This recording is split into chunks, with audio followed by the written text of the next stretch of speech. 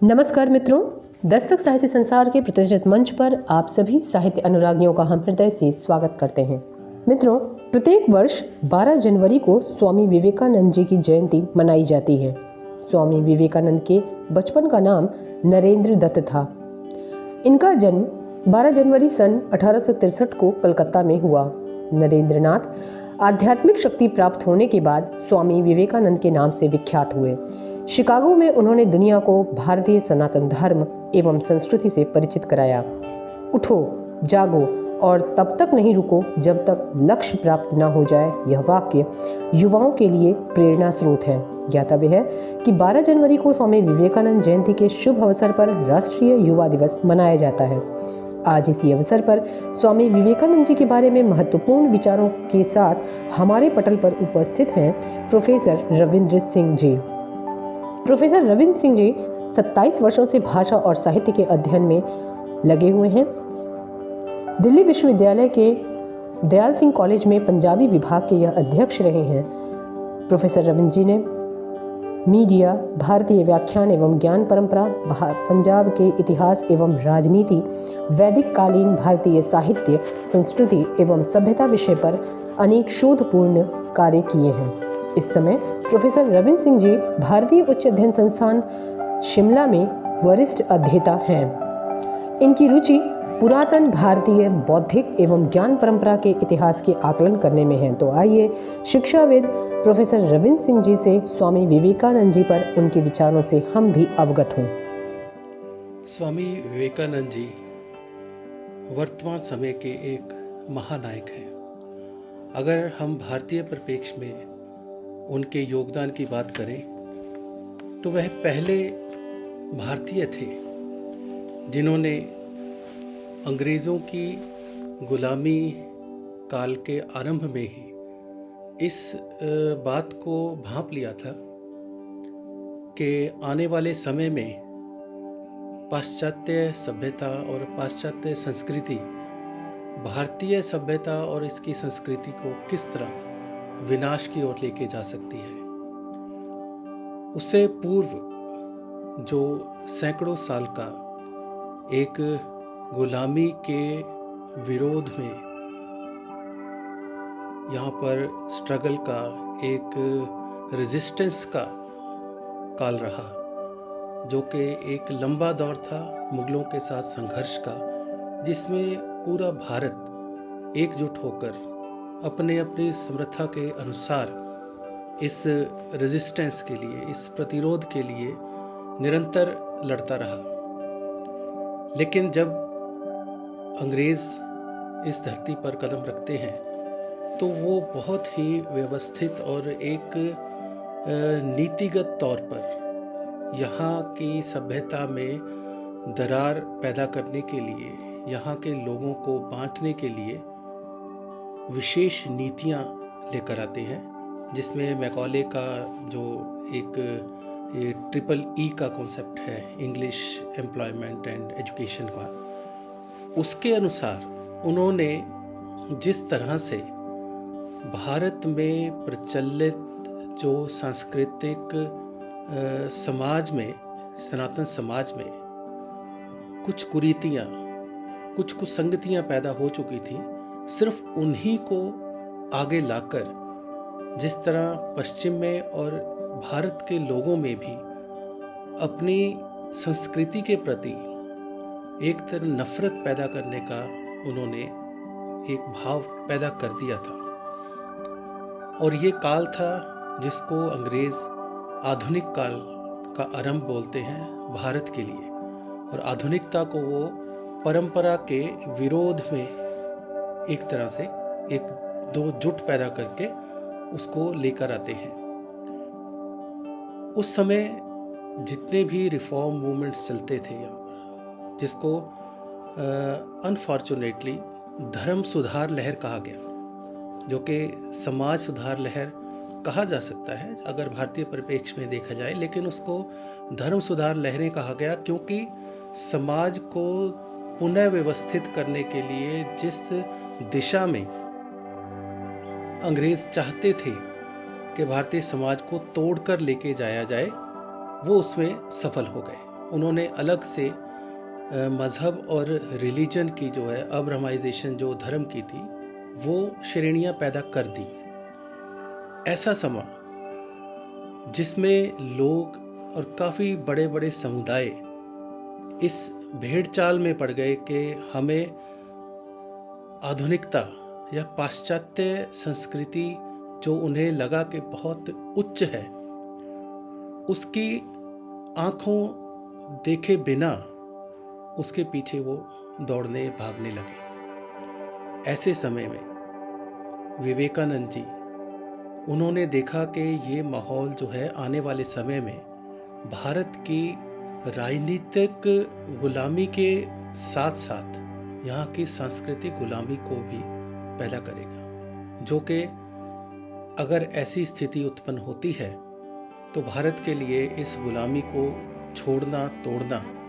बहुत कठिन हो जाएगा। जैसा कि आप सब जानते हैं कि भारतीय सभ्यता और संस्कृति ही एक ऐसे सनातन धर्म को उपजती है, इसमें से जो निकला धर्म है सनातन धर्म है वो हजारों साल से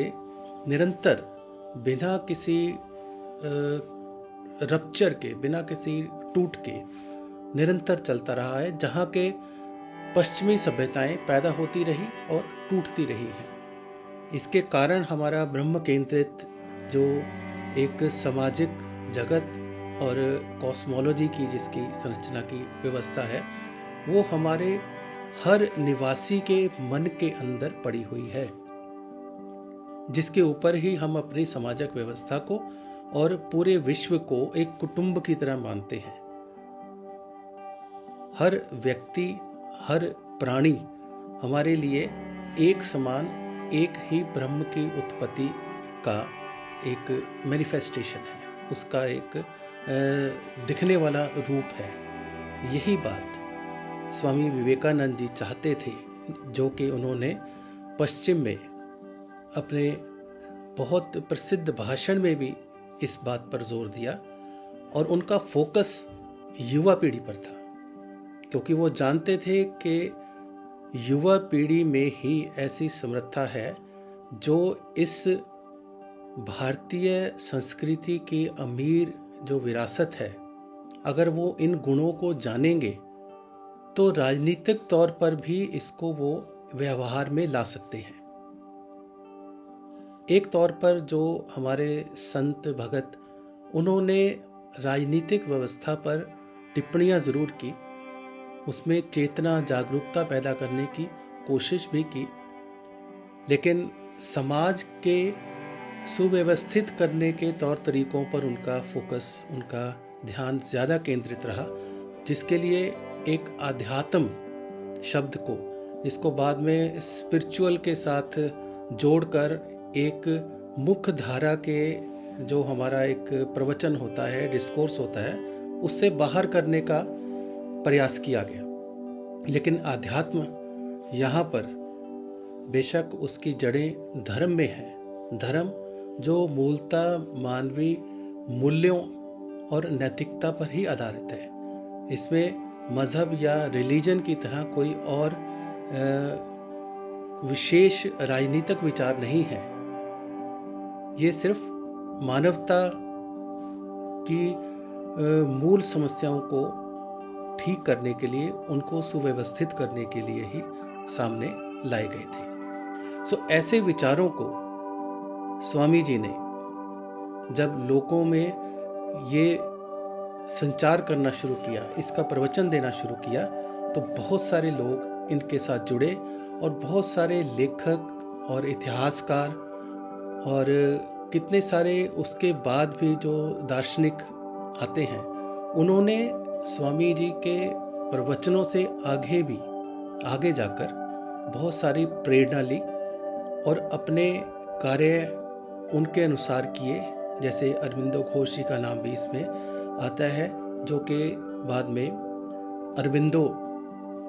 के नाम से जाने गए, और उन्होंने किस तरह से वेदों का सीक्रेट ऑफ वेदा लिखकर लोगों को वेदों के बारे में दोबारा से एक जागरूकता पैदा की, सही मायने में उनको बताया। लेकिन उनके पीछे उनकी प्रेरणा स्वामी जी के प्रवचन थे। स्वामी जी ने सबसे बड़ा काम ये किया कि लोगों में अपनी भारतीय अस्मिता को लेकर, भारतीय संस्कृति के उन मूल आधार स्तंभों को आत्मविश्वास पैदा करने के लिए उनको आम लोगों में प्रसारित किया और उनको बताया। जब वो विश्व की बात करते हैं, विश्व के साथ और पाश्चात्य की बात करते हैं, वो कहते हैं कि विज्ञान पर आधारित जो पाश्चात्य जीवन शैली है उसको सोच समझकर ग्रहण करने की ज़रूरत है। अगर वहाँ पर कुछ चीज़ें गलत हैं, हमें अंधाधुंध उसको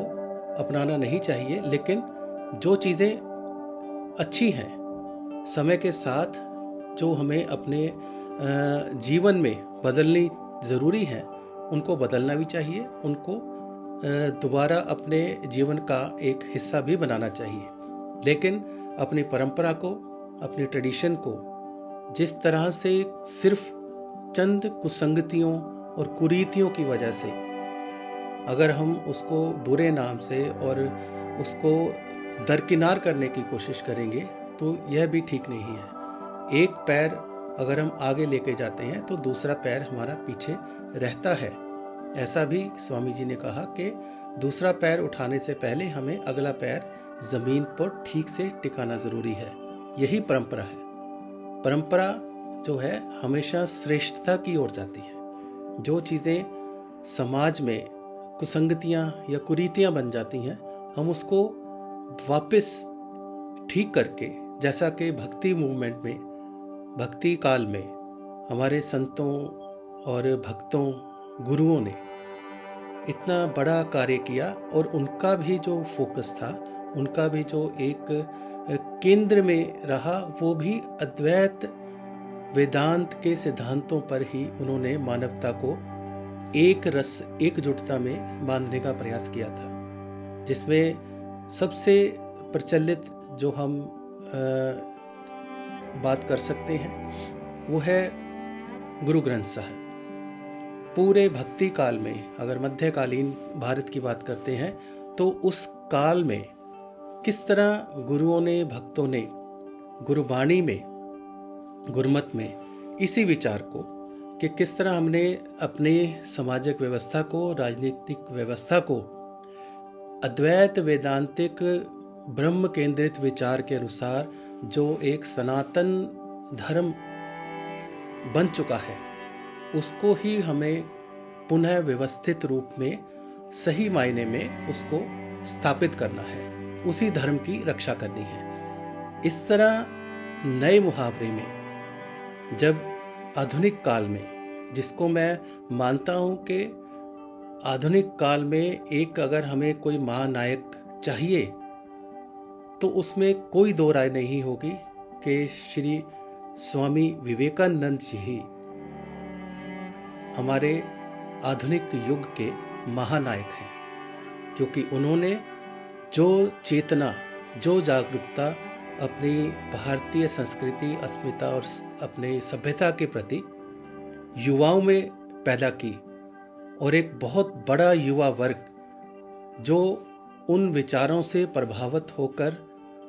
बिना किसी सेल्फिशनेस के जुड़ा हुआ है। और आज हम देखते हैं कि एबीवीपी के रूप में भी विवेकानंद जी के संदेशों से प्रभावित जो युवा वर्ग है, किस तरह वो समाज के हर कार्य में बिना स्वहित के जुड़ा हुआ है और एक बहुत व्यवस्थित रूप में वो समाज को और राजनीति को एक भारतीयता का रूप देने के लिए संघर्षरत है, कार्यरत है। और मुझे लगता है कि वर्तमान काल में भी बहुत ज़रूरी है कि हम स्वामी विवेकानंद जी की जो उनकी बातें हैं, उनके जो प्रवचन हैं, उनके जो विचार हैं, उनको बार बार और गहराई से उसका अध्ययन करें और जितना सरलता से, जितना सटीकता से हम उनको ज़्यादा से ज़्यादा लोगों तक और ज़्यादा से ज़्यादा युवाओं तक पहुंचा पाएं, तो मुझे लगता है कि आने वाले समय में भारत जिस तरह वर्तमान काल में एक तेजी से बढ़ता हुआ एक राष्ट्र का रूप धारण कर रहा है, आने वाले समय में इसकी गति और तेज होगी और जो एक अमीर परंपरा,